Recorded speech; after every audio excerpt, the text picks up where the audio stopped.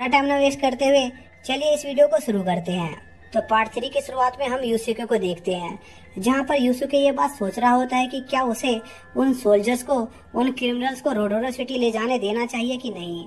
क्योंकि ऐसा होने पर उन क्रिमिनल्स को रोडोरो सिटी में मार दिया जाएगा। इसी बीच मोरियाना और डिएक किंगडम के सोल्जर्स के बीच बहस हो जाती है, क्योंकि मोरियाना को यह गलत लग रहा था कि उन क्रिमिनल्स को पब्लिक के सामने मारा जाएगा, क्योंकि डेक किंगडम खुद वॉर क्राइम्स और अपनी क्रूरैलिटी के लिए बहुत ज्यादा बदनाम था। तभी शिंडो वहां पर आकर उन्हें फाइट करने से रोकती है। इसी दौरान यूसुके सभी हीरोज को अपने पास बुलाता है और उन्हें उनके 4th क्वेस्ट की डिटेल देता है कि उन्हें अगर अपने 4th क्वेस्ट को कंप्लीट करना है तो उन्हें इन क्रिमिनल्स को रोडोरो किंगडम पर डिलीवर करना ही होगा। लेकिन ऐसा करने पर उन क्रिमिनल्स को एग्जीक्यूट कर दिया जाता,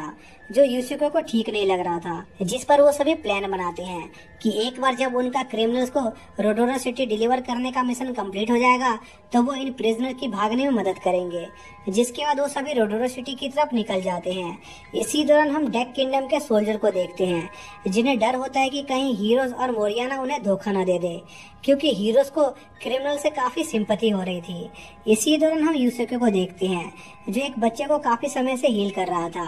पर वो लड़का अभी तक होश में नहीं आया था। इसी बीच वो सभी एक जगह पर आराम करने रुकते हैं, जहां पर एक आदमी यूसुके से मिलने आता है, जो कि उन क्रिमिनल में से एक था, और वो यूसुके से उस छोटे बच्चे को बचाने की रिक्वेस्ट करता है। जिस पर यूसुके उस आदमी से पूछता है कि आखिर डेक किंगडम उन्हें सबके सामने मारना क्यों चाहता है।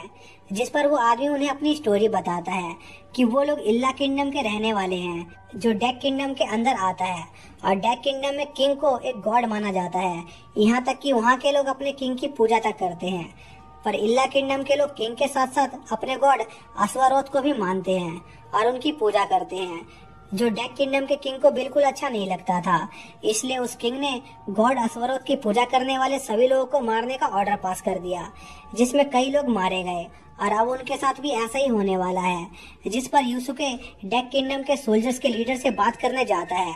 और उससे पूछता है कि आखिर वो अश्वरोथ को मारने वाले लोगों को रोडोरो सिटी में क्यों एग्जीक्यूट करना चाहता है। जिस पर वो उन्हें बताता है कि गॉड अश्वरोथ के सारे वर्शिपर इल्ला किंगडम से आते हैं, जहां जाने का रास्ता रोडोरो किंगडम से होकर जाता है, और वो उन्हें रोडोरो में एग्जीक्यूट करके एक मिसाल कायम करना चाहते हैं, ताकि कोई भी इंसान किंग के खिलाफ ना जाए। पर यह बात युका को बहुत बुरी लगती है और वो डेक किंगडम के किंग के बारे में उल्टा सीधा बोल देती है, जो देखकर उस कैप्टन को युका पर गुस्सा आ जाता है। पर यूसुके उन दोनों को शांत करता है और सोचता है कि दोनों किंगडम के लोग अपने किए गए फैसले को बिल्कुल सही मानते हैं। जिसके बाद हम अगले दिन का सीन देखते हैं, जहां पर शिंडो और मोरियाना आपस में ट्रेनिंग कर रहे होते हैं और मोरियाना शिंडो को लड़ने की कुछ टिप्स देती है। इसी दौरान वो लोग एक माउंटेन के पास पहुंच जाते हैं, जिसे पार करने के बाद उन्हें रोडोरो सिटी पहुंचने में 12 दिन लगने वाले थे। तभी डेक किंगडम का कैप्टन उन्हें एक शॉर्टकट के बारे में बताता है, जिसके जरिए वो लोग कुछ दिनों में ही रोडोरो सिटी पहुंच सकते थे, और वो लोग उस शॉर्टकट से जाने का फैसला करते हैं और एक केव के पास पहुंचते हैं, जिसके अंदर एक बड़ी सी मशीन होती है, जो कि पानी से चलती थी। लेकिन तभी उनके बाहर जाने का रास्ता बंद हो जाता है और डेक किंगडम का कैप्टन उन्हें धोखा दे देता है, क्योंकि वो लोग उसके राजा के खिलाफ काम करने के बारे में सोच रहे थे। जिस पर वो लोग उसी रास्ते से आगे बढ़ने का फैसला करते हैं, क्योंकि उन्हें अपने 4th क्वेस्ट को कंप्लीट करना था, जहां पर उन्हें एक ट्रैप मिलता है, जिसे उन्हें ब्रिज पार करते हुए क्लियर करना था। पर यूसुके को उस केव की दीवार पर कुछ पैटर्न्स दिखते हैं और वो उस ट्रैप की मिस्ट्री को सॉल्व करने में कामयाब हो जाता है, जिससे वो ट्रैप रुक जाते हैं और वो लोग आसानी से उस जगह से निकल जाते हैं। जिसके बाद उन्हें एक रोड दिखाई देता है, जिस पर यूसुके केयरलेसली उस रोड पर चला जाता है। तभी एक दीवार यूसुके को उस खाई से नीचे गिरा देती है, जिस पर यूसुके अपने साथियों को उसके बिना आगे बढ़कर क्वेस्ट को पूरा करने को कहता है, और तब तक वो उस खाई से बाहर निकलने का तरीका सोचने लगता है। इसी बीच शिंडो और उसके दोस्त उन दीवारों के मूवमेंट के बीच का पैटर्न सुलझाने लगते हैं, और हाकोजाकी उस पैटर्न को समझ जाती है और दीवारों के मूवमेंट के टाइम को कैलकुलेट कर लेती है, जिससे वो सभी उस ट्रैप को भी पार कर लेते हैं। इसी दौरान यूसुके देखता है कि उसके वेपन उस दीवार को डैमेज कर पा रहे हैं, जिस पर वो उन दीवारों पर दरार बनाकर उस खाई के ऊपर चढ़ने का प्लान बनाता है। इसी बीच शिंडो और उसका ग्रुप उस केव के फाइनल गेट पर पहुंच जाते हैं, जो कि लॉक होता है, और वहां पर एक गारगोयल की बॉडी मौजूद थी, जो काफी पावरफुल मॉन्स्टर हुआ करते थे। तभी उस गारगोइल की बॉडी पर एक टाइप का ब्लड गिरता है,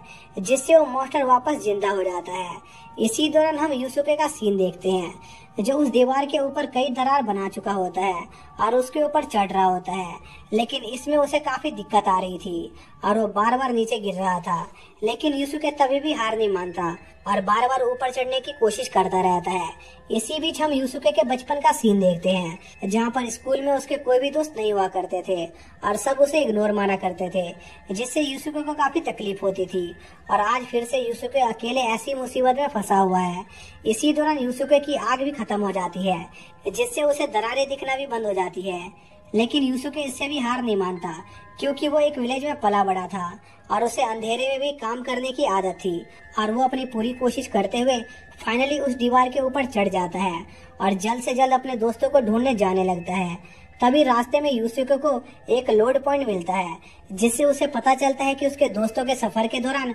मोरियाना के एक साथी की डेथ हो गई थी, जिससे यूसुके को काफी बुरा लगता है, क्योंकि वो पहला इंसान था जो यूसुके को इस वर्ल्ड में एक दोस्त की तरह लगता था। और यूसुके को उसके साथ गुजारे पल याद आने लगते हैं और यूसुके को लगता है कि इसमें उसकी ही गलती है, क्योंकि अगर वो डेक किंगडम के कैप्टन के साथ जाने का फैसला नहीं करता तो आज वो जिंदा होता। जिसके बाद यूसुके उसे एक आखिरी बार अलविदा करके अपने दोस्तों के पास जाने लगता है। इसी बीच हम यूसुके के दोस्तों का सीन देखते हैं, जिन पर कुछ बैट्स हमला कर रहे होते हैं और वो गारगोइल उनकी तरफ बढ़ रहा होता है, जिस पर मोरियाना और सिंडो उस गारगोइल को रोकने जाने लगते हैं और मोरियाना उस गारगोइल से फाइट करने लगती है, जो काफी पावरफुल था और सिंडो कुछ बैट से लड़ रही होती है। तभी वो गारगोइल मोरियाना पर एक अटैक करता है, जिससे मोरियाना घायल हो जाती है और उस ब्रिज से नीचे गिर जाती है और वो गारगोइल सिंडो को मारने उसकी तरफ बढ़ता है, जिस पर सिंडो पीछे हटने लगती है और गलती से एक बैट को मार देती है, जिससे उस जगह का समय रुक जाता है,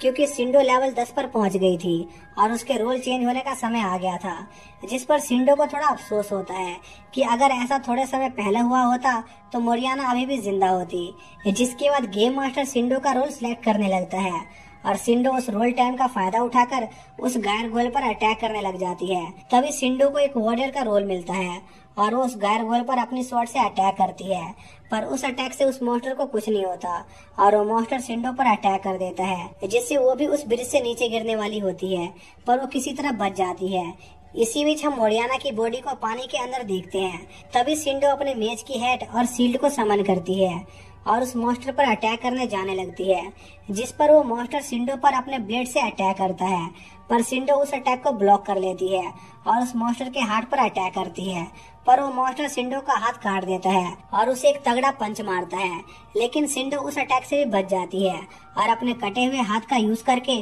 उस मॉन्स्टर पर अटैक करती है। इसी दौरान हम यूसुके को देखते हैं, जो अभी भी इस कंफ्यूजन में होता है कि आखिर इस गेम ने उसे इस वर्ल्ड को बचाने के लिए क्यों चुना है और क्या सिंडो और उसके साथी सच्ची में उसके दोस्त है कि नहीं, या वो भी उसे बाकियों की तरह धोखा दे देंगे। लेकिन तभी यूसुके इन सभी बातों के बारे में सोचना बंद करता है और अपने दोस्तों की मदद करने जाता है, जहाँ पर वो देखता है कि सिंडो ने अकेले एक मॉन्स्टर को मार दिया था। तभी यूसुके को पता चलता है कि मोरियाना ब्रिज से नीचे गिर गई है, जिस पर यूसुके मोरियाना को बचाने जाता है, जिसके कुछ समय बाद मोरियाना को दोबारा होश आता है, जहाँ उसे पता चलता है कि यूसुके ने मोरियाना को बचाने में बहुत मेहनत करी थी और वो तब से बेहोश पड़ा हुआ है। तभी मोरियाना यूसुके को किस करने लगती है,